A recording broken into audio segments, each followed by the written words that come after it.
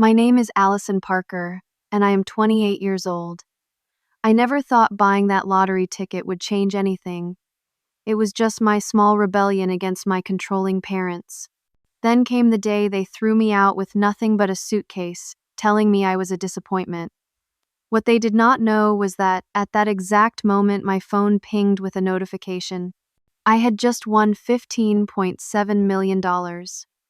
From homeless to millionaire in one afternoon. If you are watching this from somewhere warm and cozy, hit that like button and subscribe to hear how I went from homeless to homeowner in less than 24 hours.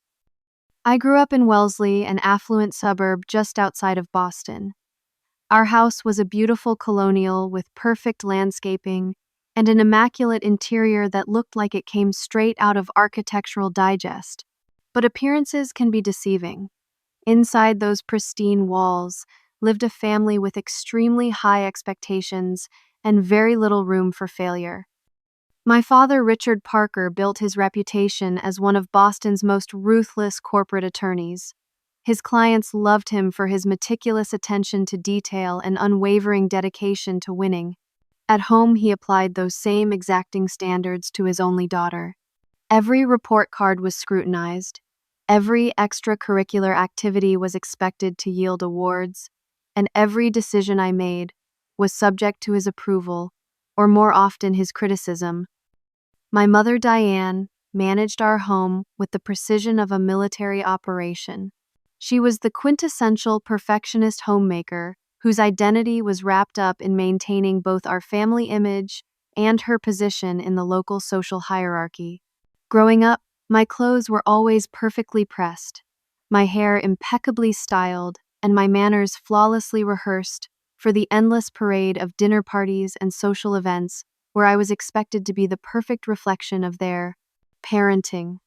From as early as I can remember, there was a very specific plan for my life. I would attend an Ivy League school, pursue a practical degree in law or medicine, marry someone from a good family, and continue the Parker legacy of success and social standing. There was just one problem with this perfect plan. It was never what I wanted. While my parents saw the world in spreadsheets and social connections, I saw in colors, textures, and designs. I was artistic to my core. I spent hours sketching in notebooks that I had to hide under my mattress because my father called my art a distraction from real studies. In high school, my art teacher, Mr. Lewis, was the first person who ever told me I had genuine talent. He helped me build a portfolio in secret and encouraged me to apply to art schools. The confrontation when I announced I wanted to study graphic design instead of pre-law at Georgetown was explosive. My father called it a waste of potential. My mother cried about what she would tell her friends, but for once I stood my ground. It was the first major fracture in our relationship, one that would never fully heal. I did compromise by attending Boston University instead of the art school. I really wanted majoring in graphic design with a minor in marketing to appease my parents. They reluctantly paid for my education, but the underlying message was clear. They were humoring what they considered a phase, expecting me to eventually come to my senses. After graduation, I built a respectable career at a mid-sized marketing firm in Boston. I was not making the six-figure salary my parents thought I should, but I was financially independent and doing work I genuinely enjoyed. For a few years, we maintained a cordial, if distant, relationship. Sunday dinners were tense affairs, filled with subtle digs about when I would get a serious career or meet a suitable man. But I endured them because, despite everything, they were still my family. Then the economic downturn hit.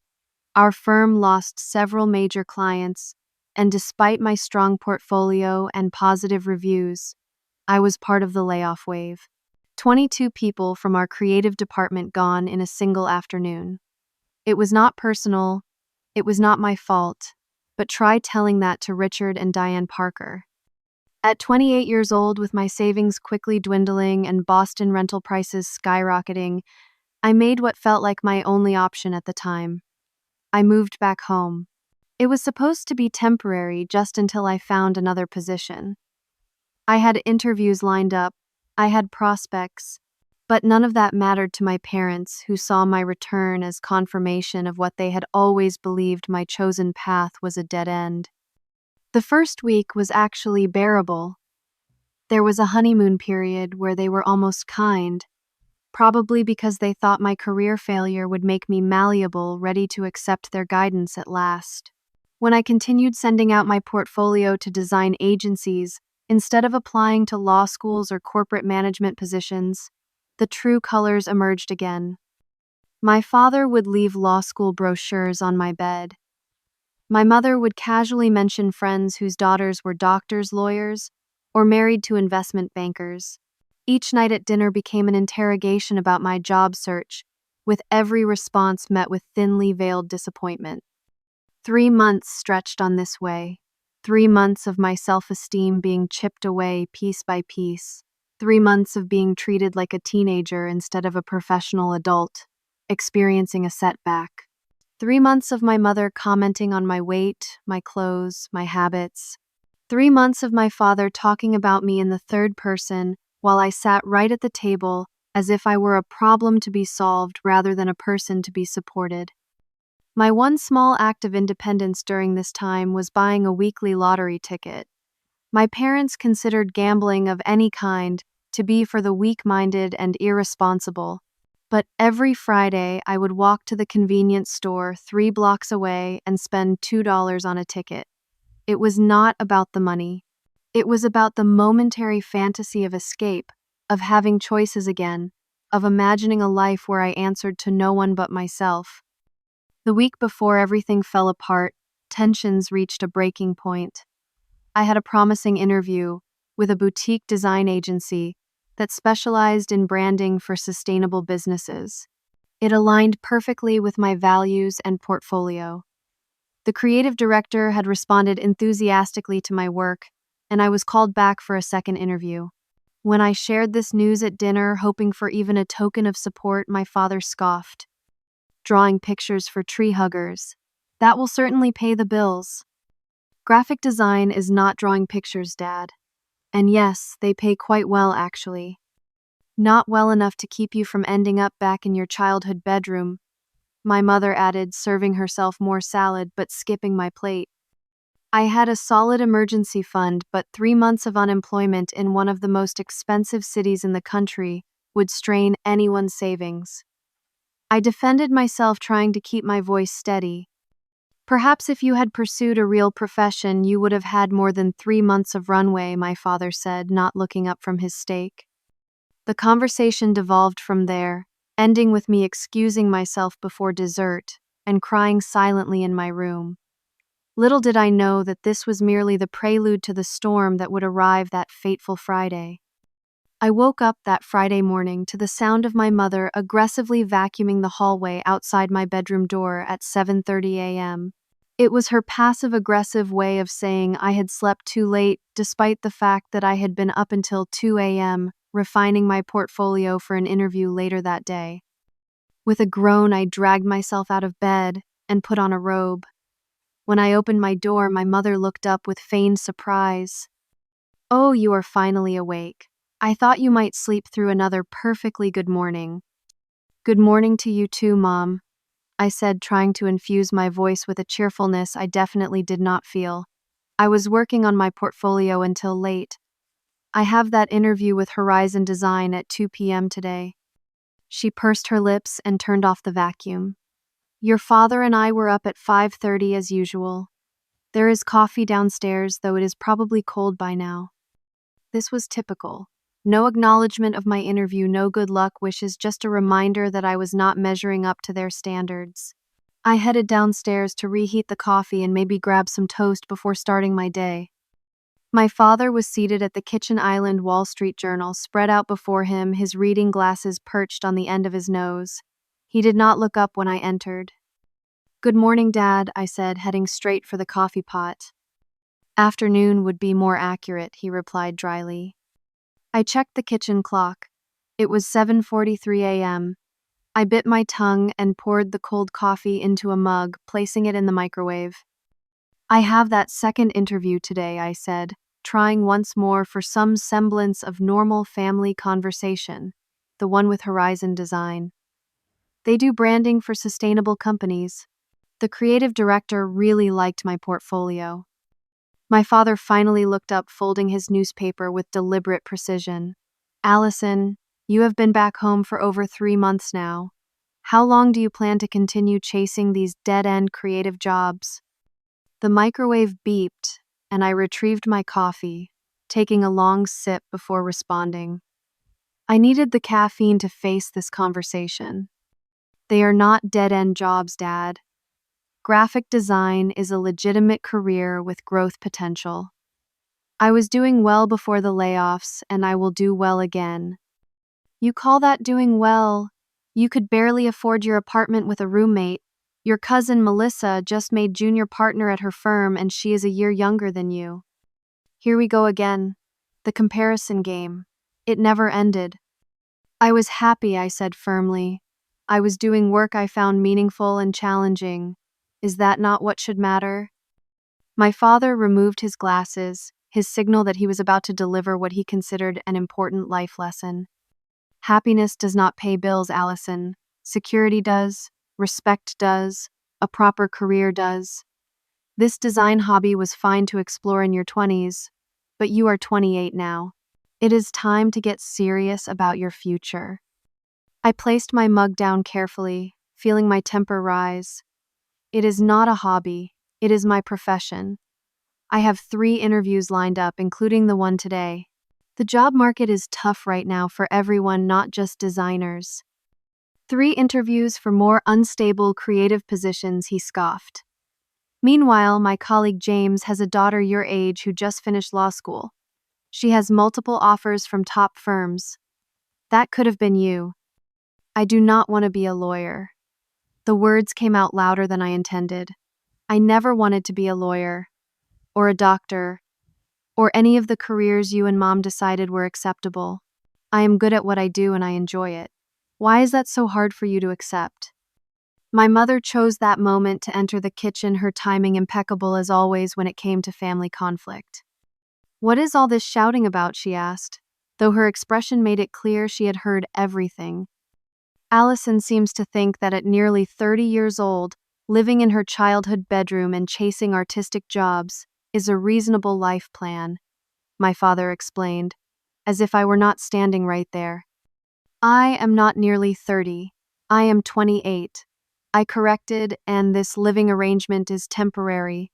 I have interviews. I am actively job hunting. What more do you want from me? We want you to wake up and face reality, my mother said, her voice taking on that concerned tone she used when she wanted to seem supportive while actually being critical. Darling, this design phase was cute for a while, but it is clearly not providing you with stability. Your father and I only want what is best for you. No, I said, setting down my mug with a thud. You want what you think is best for me. You want what looks good to your friends. You want what fits your narrow definition of success. You have never once asked me what I want or respected my choices. My father's face darkened, a sure sign his temper was rising. We put a roof over your head, food on your plate, paid for your education, even when you insisted on that impractical major. And this is the gratitude we get. This attitude. Gratitude. You have held those things over my head my entire life. Everything came with conditions. Everything was a bargaining chip to control my choices. Real parents support their children's dreams, not crush them at every opportunity. My mother gasped as if I had slapped her. How dare you imply we are not real parents? We have given you everything.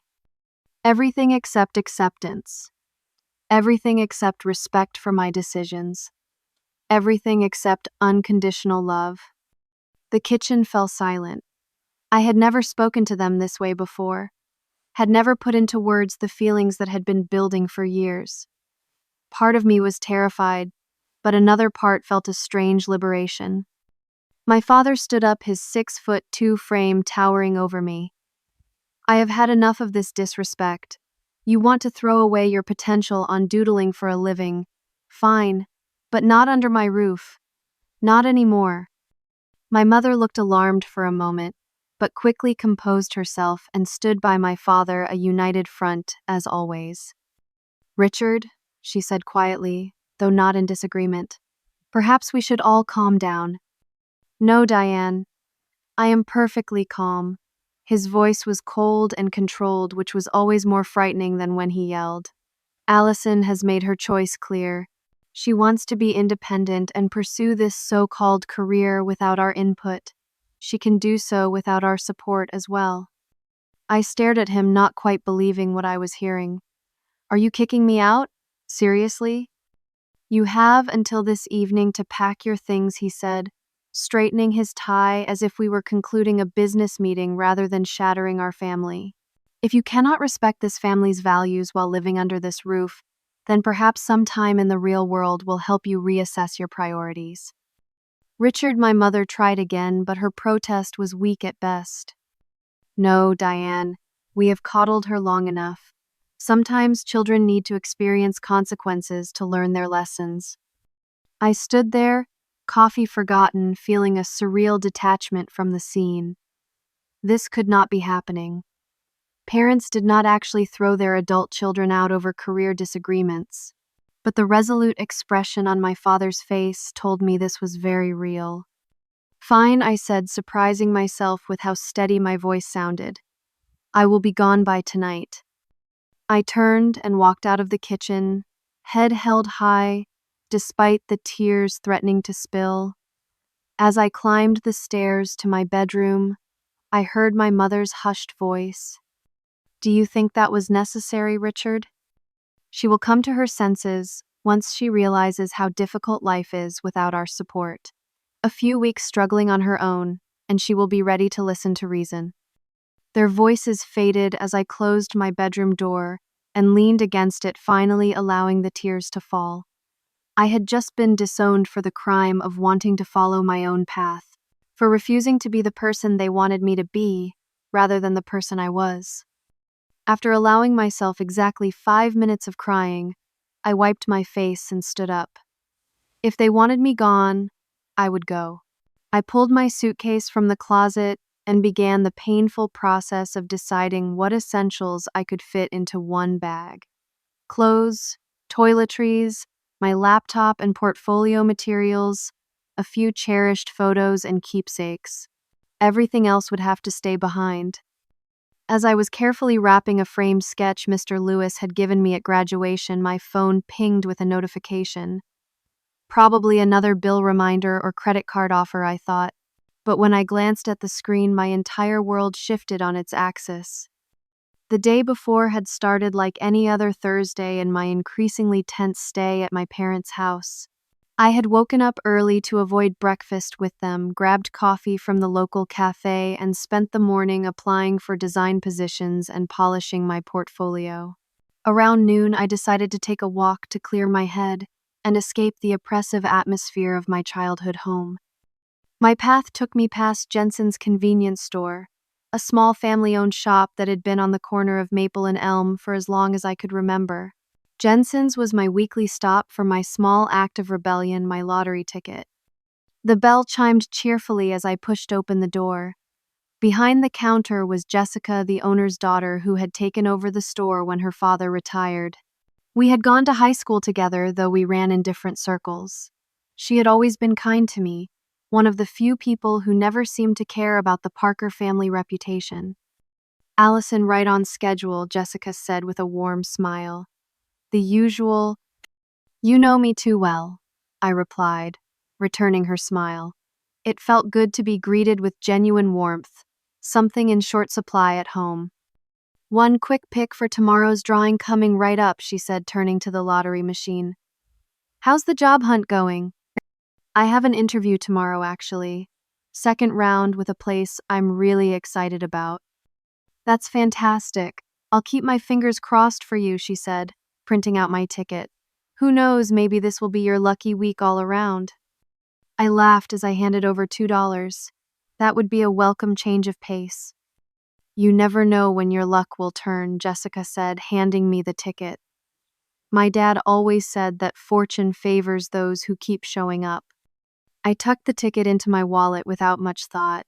It was never really about winning for me, just the small thrill of doing something my parents would disapprove of, making a choice that was entirely my own, however inconsequential. Thanks, Jessica. See you next week, I said, waving, as I left the store, never imagining that this routine transaction would change the course of my life. Now, less than 24 hours later, I was staring at my phone in disbelief. The notification was from my banking app.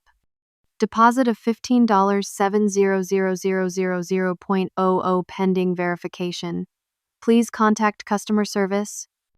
My hands began to shake so violently I had to sit down on the edge of my bed. This had to be a mistake. A glitch in the app? A cruel prank? Things like this did not happen in real life, and certainly not to people who had just been thrown out of their family home. With trembling fingers, I opened my wallet and pulled out the lottery ticket I had purchased yesterday. I pulled up the winning numbers on my phone and checked them against my ticket once, twice, 3 times. They matched. All 6 numbers matched. The room seemed to spin around me. I felt a bizarre urge to laugh and cry simultaneously. I clapped my hand over my mouth to stifle the sound, not wanting to draw attention from downstairs. My parents could not know about this. Not now. Not after what had just happened. I took several deep breaths, trying to calm my racing heart. Think logically, Allison. This is real. This is happening. What do I do now? First, I needed to confirm this was legitimate. I called the number on the back of the lottery ticket, my voice barely above a whisper as I explained the situation to the lottery commission representative.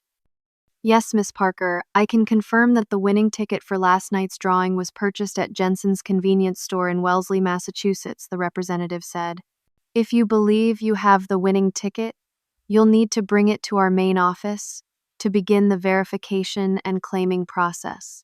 I strongly advise you to sign the back of your ticket immediately and keep it in a secure location. I thanked her and hung up my mind, working overtime to process this information. $15.7 million. After taxes, that would be, I quickly calculated in my head, still over $10 million. I was a multi-millionaire. On the same day, my parents had decided I was a failure and kicked me out of their house. The irony was so perfect it was almost painful. I signed the back of the ticket with shaking hands, then took a photo of both sides as backup. I folded it carefully and tucked it into the hidden pocket of my wallet, then resumed packing with a strange sense of calm that had replaced my earlier panic. As I methodically folded clothes and organized my belongings, my mind was racing through next steps. I would need a lawyer, a financial advisor, a plan for anonymity if possible. I had read enough stories about lottery winners whose lives were ruined by sudden wealth to know that caution was essential. I opened an incognito browser on my laptop and began researching what to do after winning the lottery. The consensus seemed clear: tell as few people as possible, seek professional financial advice before claiming, consider claiming anonymously through a trust or LLC if state laws allowed it, and do not make any major life changes immediately. Well, I thought with grim humor, the major life change was already happening regardless of the lottery win. I was being forced out of my childhood home. The difference was that now I had options. Incredible, life-changing options. For a brief moment, I considered revealing my win to my parents. The fantasy of seeing their faces when they realized they had thrown out their newly minted millionaire daughter was admittedly tempting. But the wiser part of me recognized that would be a decision made from hurt and spite, not careful consideration. No, I decided as I zipped up my suitcase. They had made their choice based on who they thought I was: a failure, a disappointment, someone who needed to be taught a harsh lesson about the real world. Learning about my win would not change their fundamental lack of respect for my choices and autonomy. It would only make them regret losing access to my money, not losing me. I spent the next hour making calls from the privacy of my room, my voice kept low. First to the lottery commission to get specific details about the claiming process. Then to a law firm specializing in sudden wealth management, where I managed to secure an emergency consultation for the following morning. Finally to my best friend Heather, asking if I could crash at her place for a few days while I figured things out. I told her only that I had had a major fight with my parents and was being asked to leave. The lottery win would remain my secret for now. As I finished my preparations, a strange calm settled over me. 24 hours ago, I had been worried about making rent if I found a new apartment. Now I was worried about managing millions of dollars responsibly. 24 hours ago, being kicked out seemed like the worst possible scenario. Now it felt like the universe had orchestrated my liberation. I took one last look around the room that had been mine since childhood but had never truly felt like it belonged to me. The pale blue walls my mother had chosen, the practical furniture my father had selected, the few personal touches I had been allowed. Nothing here reflected who I really was. Perhaps that was the point all along. I picked up my suitcase, my laptop bag, and my purse, containing the most valuable piece of paper I had ever possessed, and headed downstairs to wait for my parents to return from their workday. The countdown to my new life had begun. At 5:30 p.m., I heard the sound of the garage door opening. My father was always precisely on time, another aspect of his regimented approach to life. My mother's car would follow minutes later, her schedule coordinated to ensure dinner was served promptly at 6:15 each evening. I sat in the living room, my suitcase and bags beside me, hands folded in my lap like a visitor waiting for an appointment rather than a daughter in her family home. The lottery ticket felt like it was burning a hole in my wallet, but I reminded myself to stay calm and focused. My father entered first, his footsteps halting briefly when he saw me sitting there. He quickly recovered, straightening his posture, as he always did when preparing for a confrontation. "I see you have packed," he said, setting his briefcase down. "Good. I'm glad to see you're being sensible." I said nothing, just watched as he loosened his tie slightly, the only concession he ever made to relaxation when he first arrived home. The garage door sounded again, and moments later, my mother walked in, her expression shifting from neutral to surprise when she saw the scene before her. "Allison," she said, her voice carrying that familiar note of disappointment, "you're really going through with this." "I didn't realize I had a choice," I replied evenly. "Dad made it quite clear this morning." My father cleared his throat. "Your mother and I discussed it further today. We're willing to give you another chance provided you're ready to be reasonable." Of course. They had expected me to spend the day panicking, realizing I had nowhere to go, and preparing to beg forgiveness and accept whatever conditions they set. The fact that I appeared calm and prepared was clearly not part of their script. Reasonable meaning, what exactly, I asked, though I already knew the answer. "Meaning you accept that this graphic design phase has run its course," my mother said, setting her purse down and perching on the edge of an armchair. "Your father has spoken with Harold Thompson at his firm. There's an administrative position opening up next month. It's entry level, but it would give you a foot in the door at a respectable company.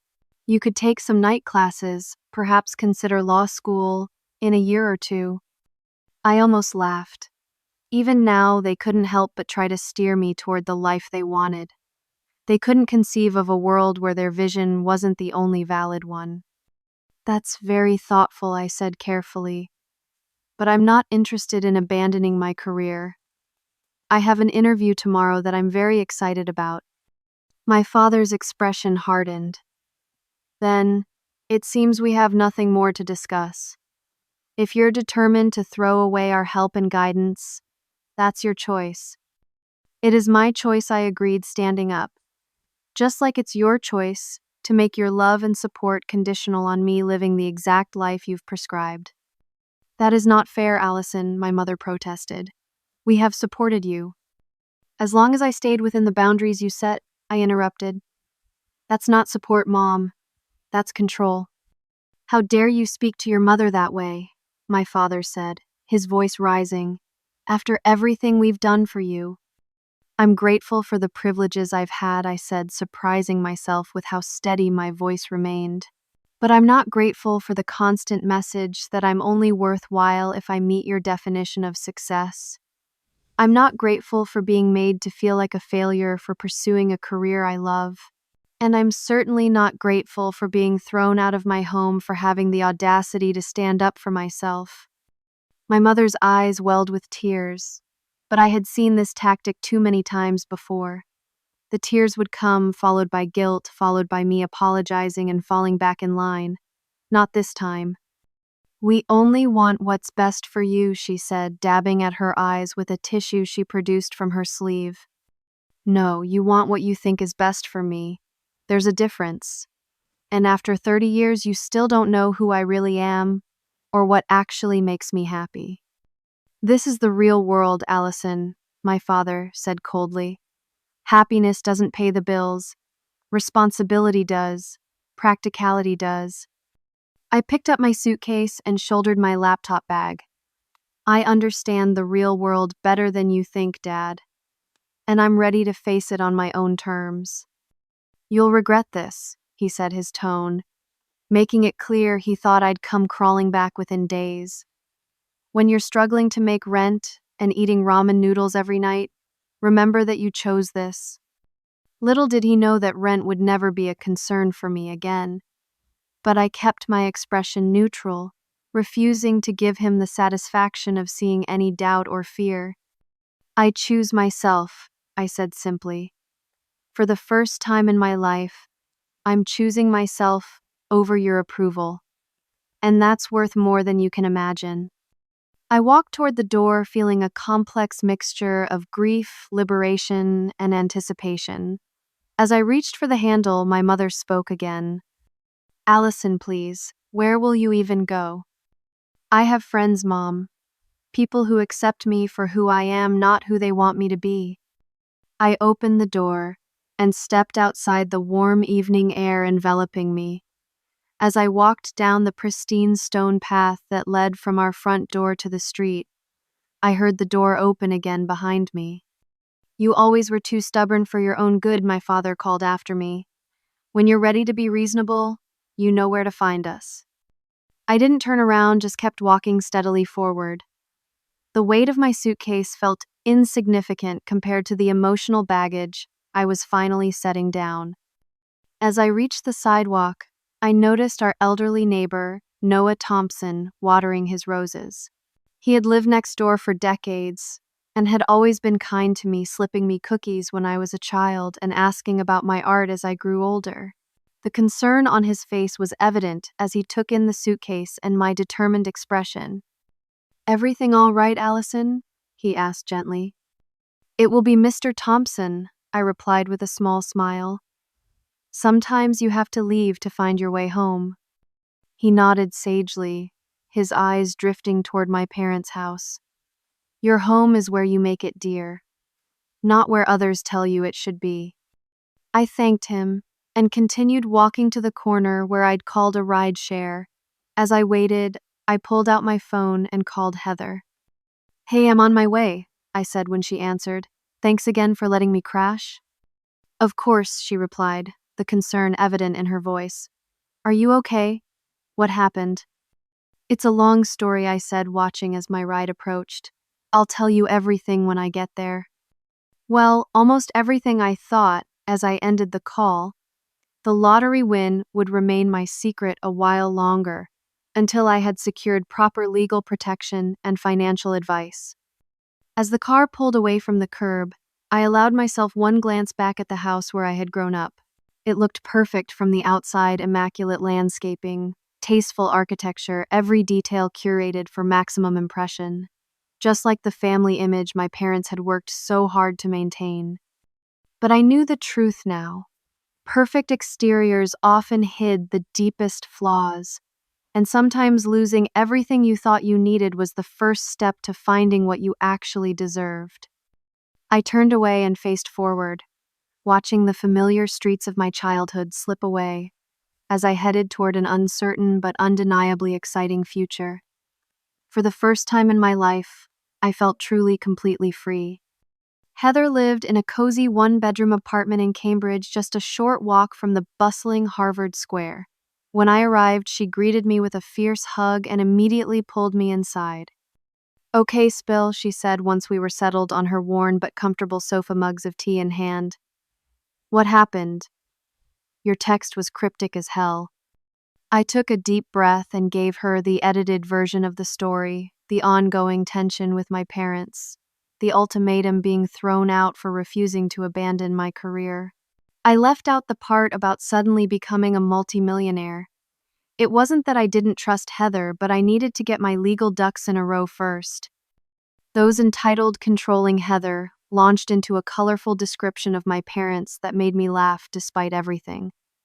Heather had never been impressed by my family's status or my father's reputation. It was one of the reasons we had remained close since college.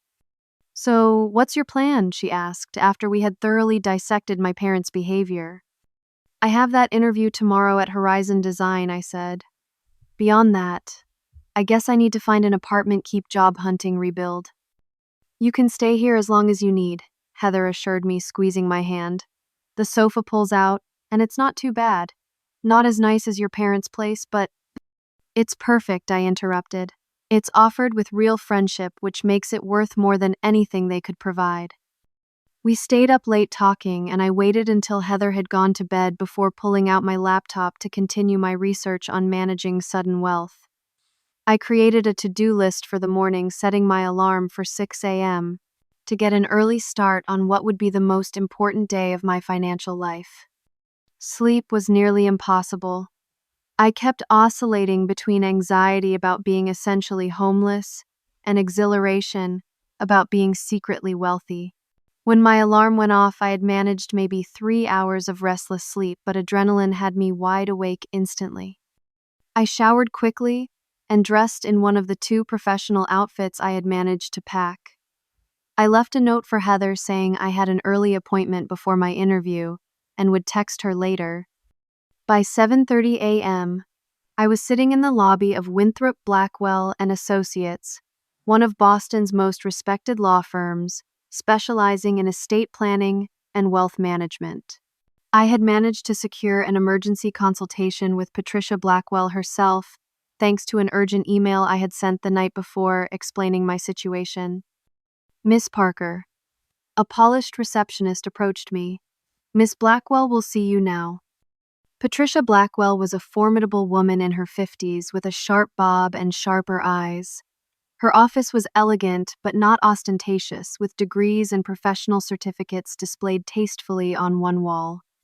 "So," she said once I was seated across from her, "you believe you've won the lottery."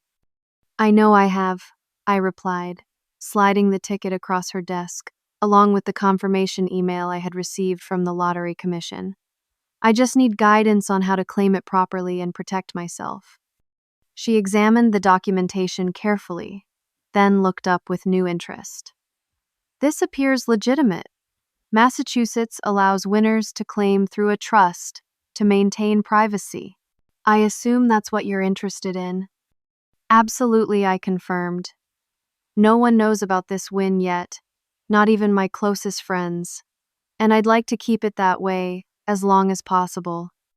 For the next hour, Patricia outlined the process of creating a blind trust through which I could claim my winnings anonymously.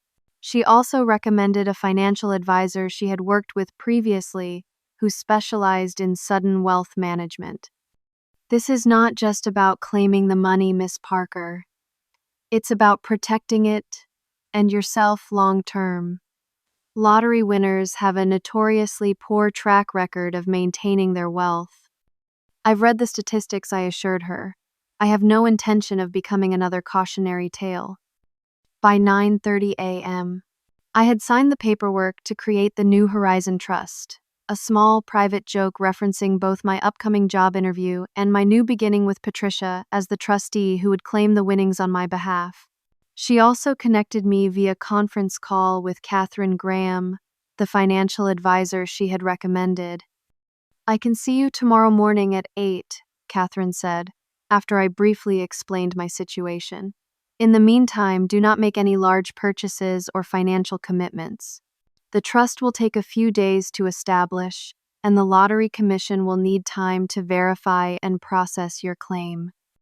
"Actually," I said, "I do need a place to stay that's more private than my friend's sofa. Would a hotel be acceptable?" "A reasonable hotel for a short period is fine," Catherine conceded. "Just don't book the presidential suite or start ordering champagne by the case." After finishing with the legal and financial preliminaries, I had just enough time to check into a modest but comfortable hotel in Back Bay before my interview at Horizon Design. The contrast between my morning and afternoon activities was surreal, going from planning how to manage millions to interviewing for a job that would pay maybe $70,000 a year.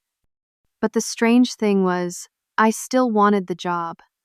Money aside, I loved design work, and Horizon's focus on sustainable businesses aligned perfectly with my values.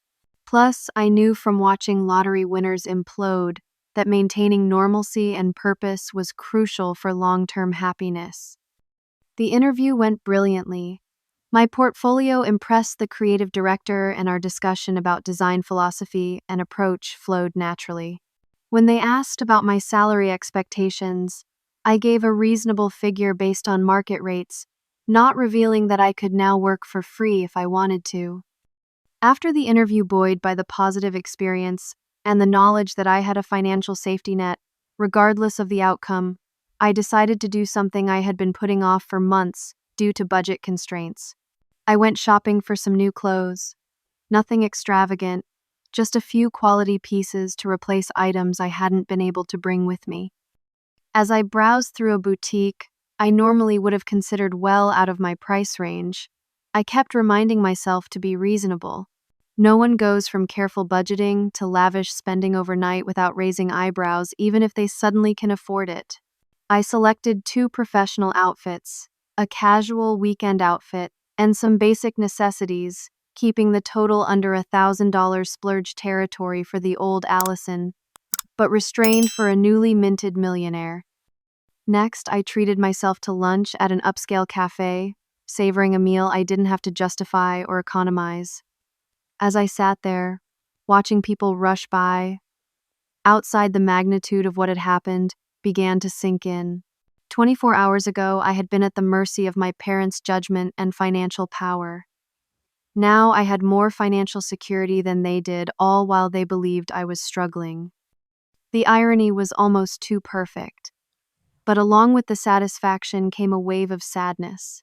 Why hadn't they ever believed in me? Why was their love so conditional? Would money really change anything fundamental about our relationship? I paid my bill and walked back to the hotel, stopping along the way to make appointments with several real estate agents for the following day. Finding a permanent home would be my first priority once the trust was established and the lottery claim processed. Back in my hotel room, I allowed myself a moment of emotional release.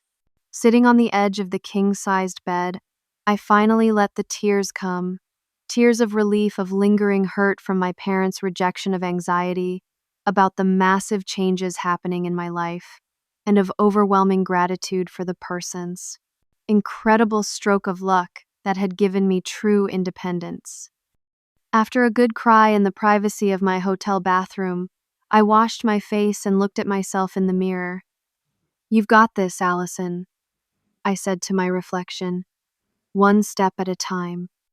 I spent the evening researching neighborhoods where I might want to live, creating a budget for my new life, despite having more money than I could reasonably spend, and making a list of trusted friends I would eventually share my news with, once everything was legally secured.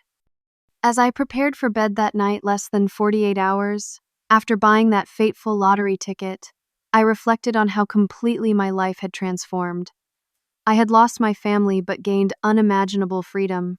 I had been thrown out with nothing but a suitcase, yet now had the resources to create exactly the life I wanted.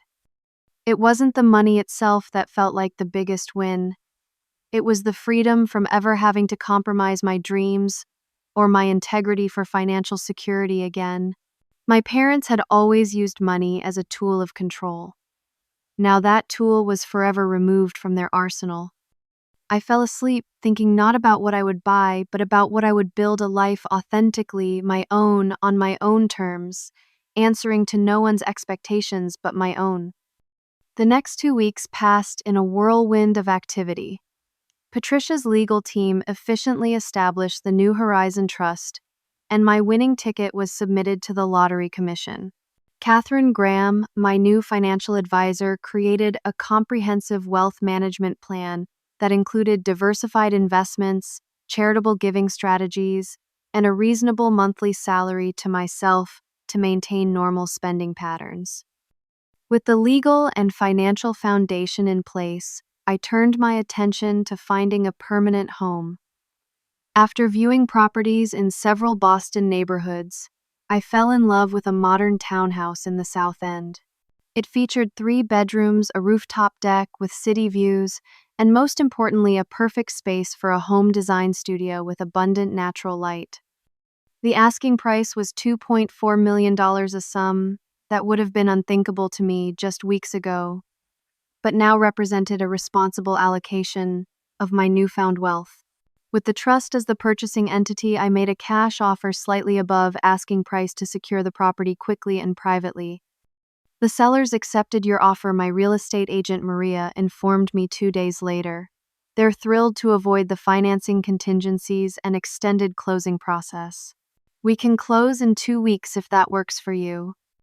Perfect, I replied, still somewhat in disbelief that I was purchasing a multi-million-dollar property and the home office conversion we discussed.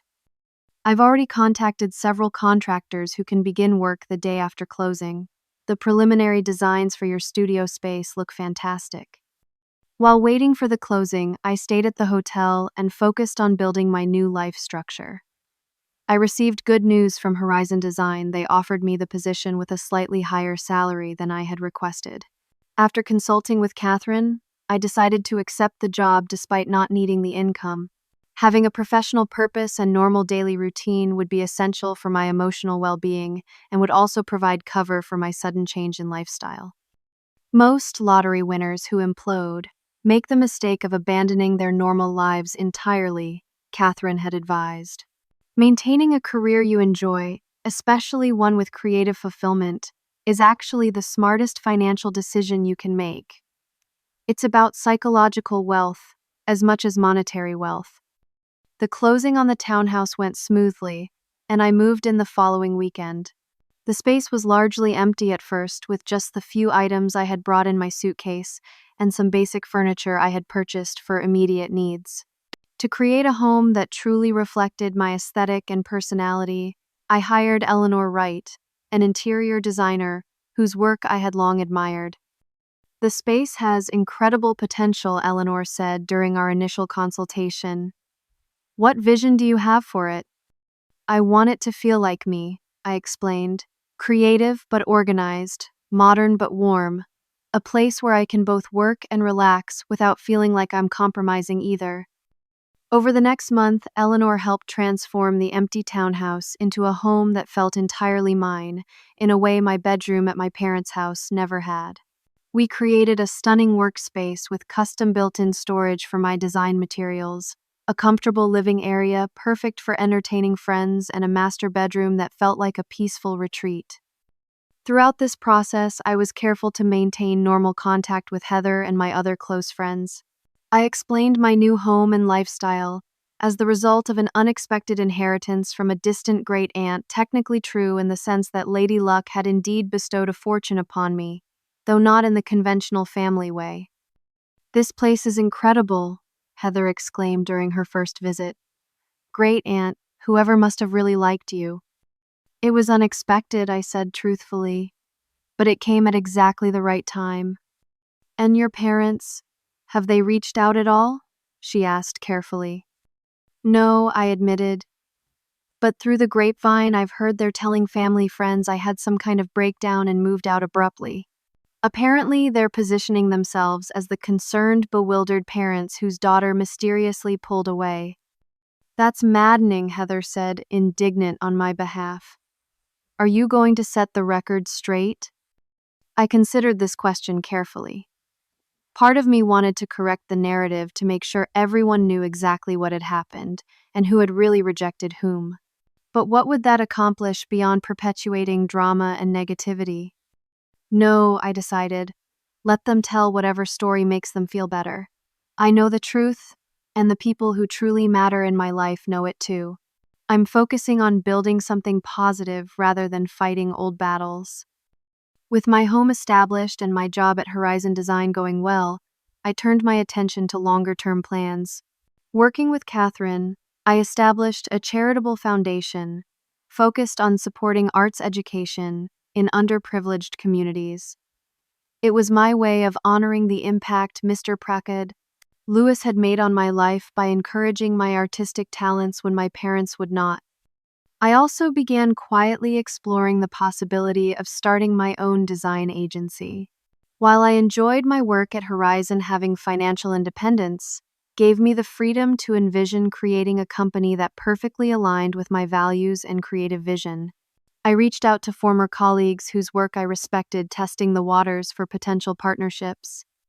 Sarah Chen, a brilliant digital designer I had worked with at my previous firm, was the first to join my vision. Over coffee in my new home studio, I outlined my idea for a boutique agency specializing in branding for socially conscious businesses and nonprofits. It sounds amazing, Sarah said, but startups are risky. How are you planning to fund it during the inevitable lean early months? Let's just say my great-aunt's inheritance included some investment capital earmarked for entrepreneurial ventures, I replied with a small smile. I can sustain the business until it becomes profitable. Within 3 months of being kicked out of my parents' house, I had secured my first major client for Parker Design Collective, the agency that began as a dream and was quickly becoming reality. The project was a complete rebranding for a fair trade coffee company with a budget that would have seemed astronomical to me before the lottery win. To celebrate this milestone, I hosted a small dinner party at my townhouse, inviting Heather, Sarah, and a few other close friends who had supported me through my transition. As we enjoyed good food and wine on my rooftop deck, watching the sunset over the Boston skyline, I felt a profound sense of gratitude. A toast, Heather proposed, raising her glass. To Allison, who got knocked down but came back stronger than ever. Your parents have no idea what they lost. As everyone clinked glasses, I felt a twinge of sadness beneath my happiness. Heather was right. My parents had no idea what they had lost, and not just in the financial sense. They had lost the chance to know me as I truly was, to be part of my success and happiness. Despite everything, there was still a small part of me that wished they could have accepted me on my own terms. But I pushed that thought aside. This evening wasn't about what I had lost. It was about what I had gained: true independence, supportive friendships, creative fulfillment, and the freedom to define success on my own terms. Later that night, after my guests had gone home, I stood on my rooftop alone looking out at the city lights. 6 months ago, I had been living under my parents' roof, subject to their judgment and conditions. Now I was standing on the roof of my own multi-million-dollar home, with a thriving career, a charitable foundation, and the beginnings of my own company. The lottery win had given me financial freedom, certainly, but the true wealth was in discovering my own resilience and worth, something that had been inside me all along, waiting for the chance to emerge. 6 months had passed since that fateful Friday when my parents had thrown me out and the universe had handed me a winning lottery ticket in the same day. Spring had given way to summer, and summer was now yielding to the crisp autumn air that made Boston feel magical. My design agency, Parker Design Collective, had grown beyond my most optimistic projections.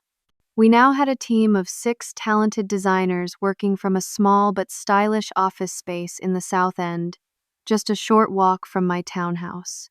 Our client list included sustainable fashion brands, environmental nonprofits, and socially conscious startups, exactly the kind of meaningful work I had always wanted to do. The irony wasn't lost on me that the business my father had dismissed as drawing pictures was now generating significant revenue with a waitlist of clients eager to work with us. Of course, he still didn't know this.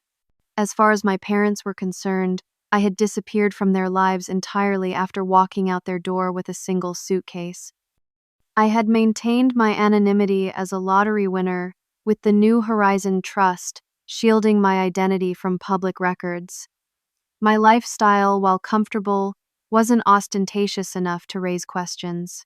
Friends and colleagues attributed my new home and business to the fictional inheritance, and I had become adept at deflecting questions about my family. On a crisp Saturday afternoon in October, I was attending the opening of a new exhibition at the MFA featuring emerging local artists. The Arts Foundation I had established had provided grants to several of the exhibiting artists, though my connection to the foundation remained private.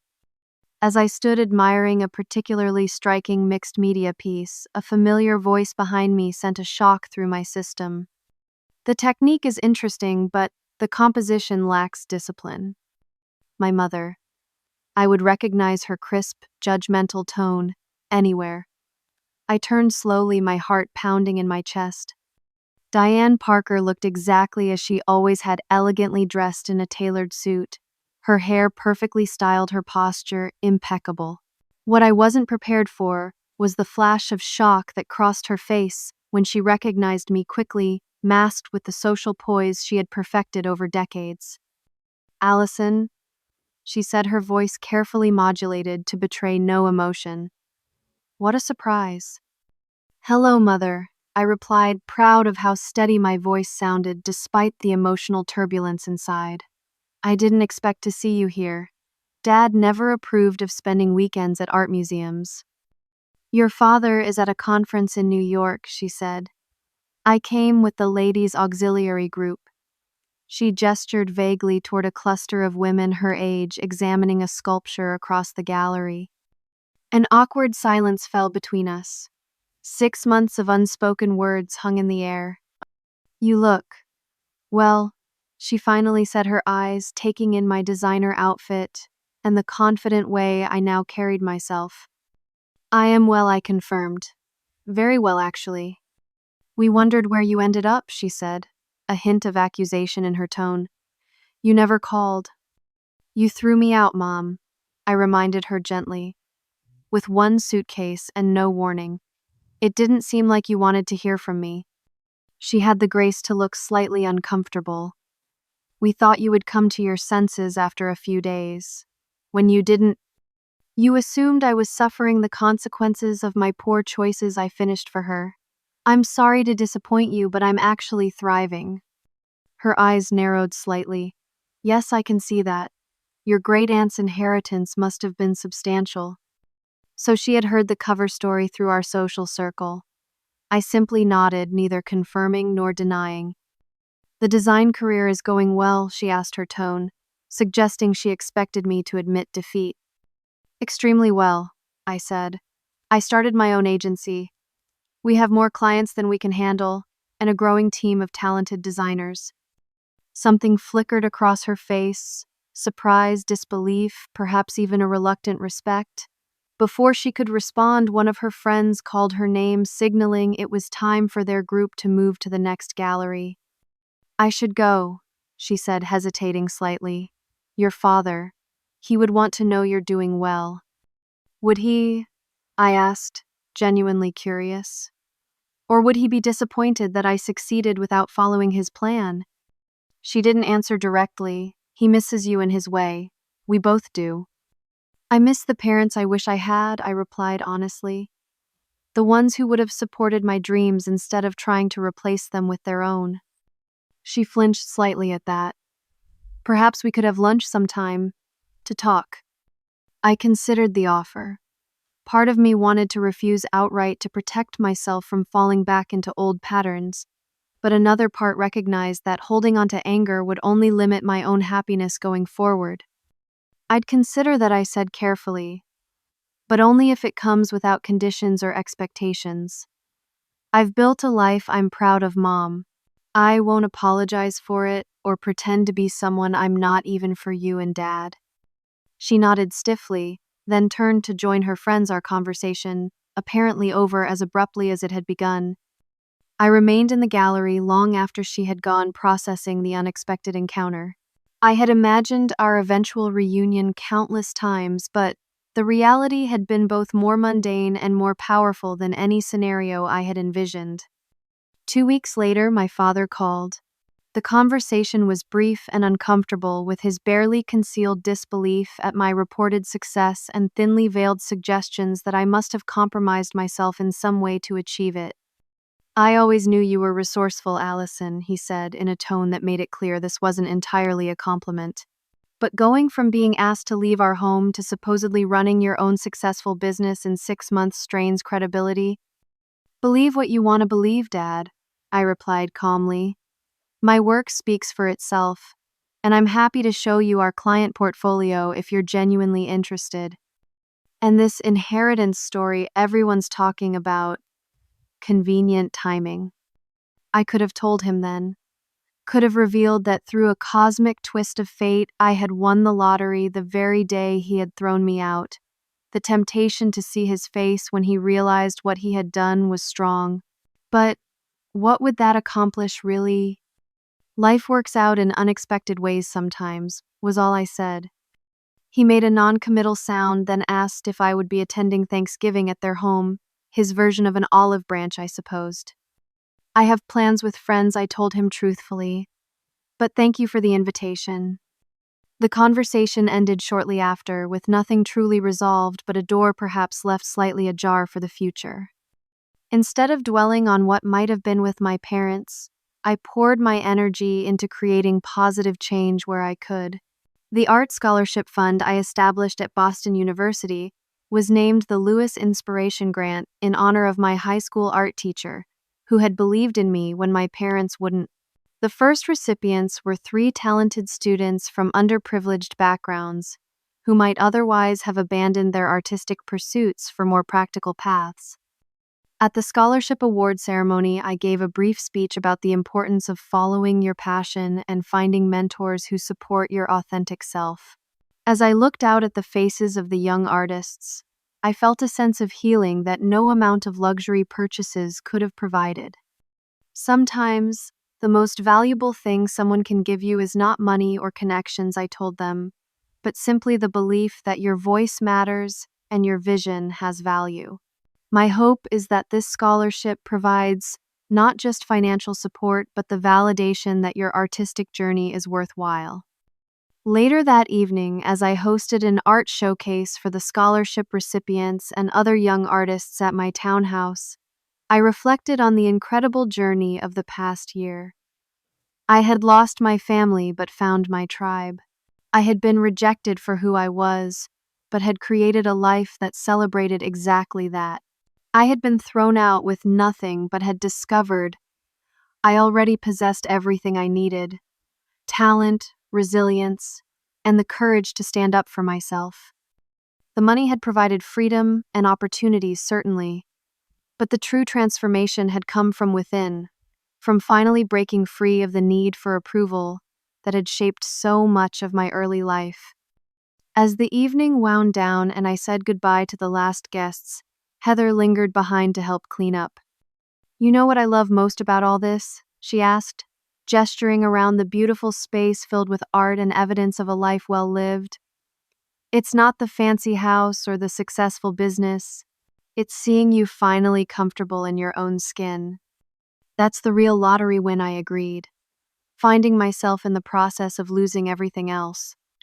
That night, as I stood on my rooftop deck looking out at the Boston skyline, I felt a profound sense of peace. The journey had been painful at times, but I wouldn't change it. Every step, even the painful ones, had led me exactly where I needed to be. Perhaps someday my relationship with my parents would heal into something healthier. Perhaps not, but I no longer needed their validation to know my worth. The universe had handed me an extraordinary gift on the day they had rejected me, but the most valuable part wasn't the money. It was the push I needed to finally claim my own life on my own terms. Sometimes you have to lose everything to gain yourself, and that I had discovered is the greatest wealth of all. Have you ever had a moment when what seemed like your worst day unexpectedly became your best? Or when someone's rejection actually set you free? I would love to hear your stories in the comments below. If this journey resonated with you, please hit that like button and subscribe to hear more stories about finding strength in unexpected places. And if you know someone who might need this reminder that sometimes our darkest moments lead to our brightest futures, please share this video with them. Thank you for listening to my story. And remember, your worth isn't determined by others' approval, but by your courage to live authentically.